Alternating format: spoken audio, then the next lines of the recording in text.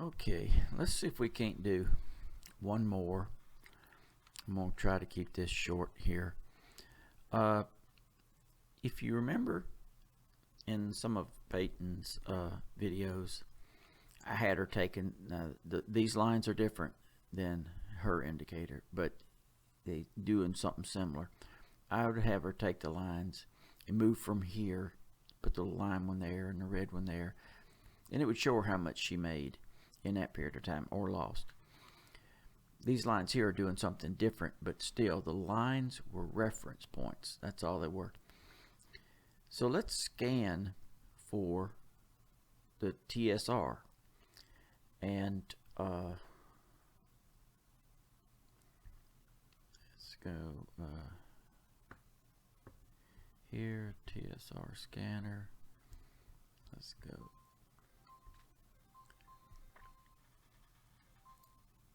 And I'll show the code in a minute, and I'll post the code on enivid site like always. NZD-CAD 240 possible sell. Never use anything you can't see the code on. What am I wanting to do here? Pull up NZD-CAD. NZD-CAD, and I wanted the 240. 240. Let's put the TSR on there. Should have already had it. Where's TSR at?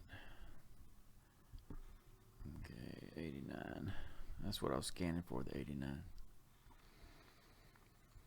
Alright, let's see. Do we have anything else?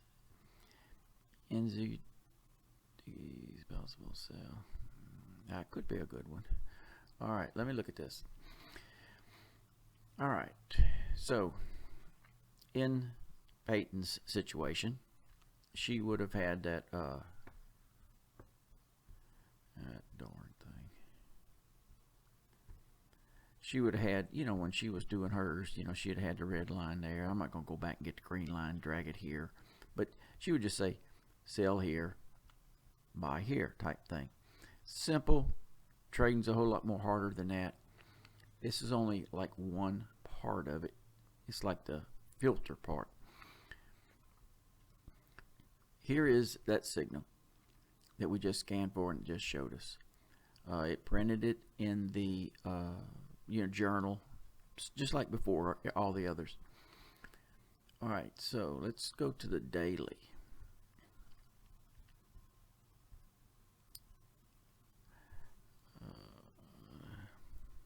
Let's go to the weekly.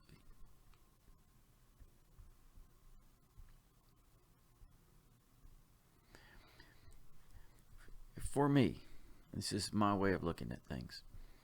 The weekly is in an uptrend. So if I took that 240 sell, I'm really going against the whatever it is that's moving the market up on the weekly and really and truthfully even the daily. Now you might be able to take that and do something with it. Me, it's the very type of thing that I would leave alone. When there's too much other that is going right, where the weekly is falling, the daily is falling, then I get serious about taking the 240s, because the 240s can hurt you, or the 30s or the 60s, or on down. I look first for the other trends to back me up. I'm not out there trying to make every single penny. So the daily signals and the weekly signals, if this had been a daily chart, oh yes, absolutely, I'd be surely be interested. It's a 240. It's interesting, but you don't see no trades on there, do you? So all right, let's look at the code. Not much different. This will probably be the last one I do individually, because there's no point in building individual ones. What you do, you put them all into one, and then you select which one you want each time. Now, I'm sure you know how to do that. In other words, like if I had here extern bool TSR, and it equaled false. Well, if I set it to true, it would scan for the TSRs. If I had the same thing when PSR, if I set it to true, it would scan for the PSRs, and you know, WPR and ALMA and all that sort of stuff too. Okay, here we go. All I did was comment out PSR. This should be exactly the same thing. There's no need for this. This line right here is from something else. But you can see it's the same deal. You can memorize that. There's no doubt that you can memorize that. Every pair is being chose here. Every time frame, you know, the ones we have up above is being chose here. So every pair on every time frame is checking the TSR. And how do you check the TSR? Almost the same thing as any other way. Here, if the TSR periods is what we chose above, 2 is the buffer. If the last closed bar, now you can use 0 if you want to, it's a little bit more risky. If the last closed bar is greater than the bar prior, and the bar prior is less than the bar before it, if you think about it, we must have been going down and then turned back up. So it does alert symbol, time frame. You know, this is telling that symbol and time frame, possible buy. And that's what we were reading a while ago. It's the opposite for a sell.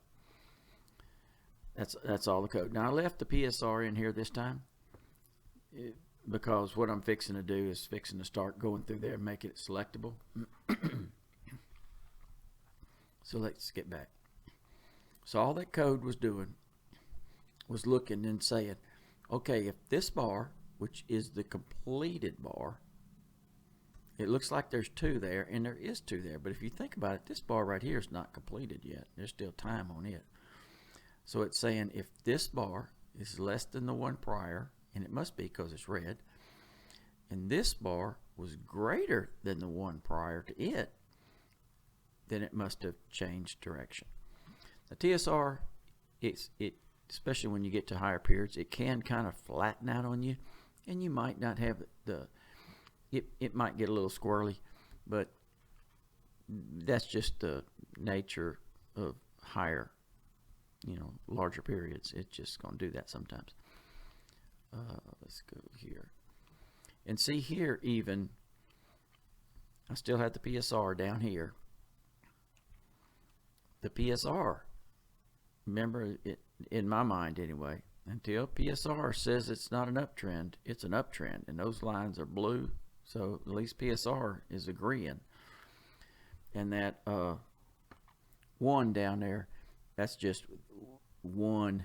This thing is still set to count the number of signals between here and there on a daily chart. Never written 1 and you would have lost $49. I don't have any trades on the thing. So, but anyway, I'll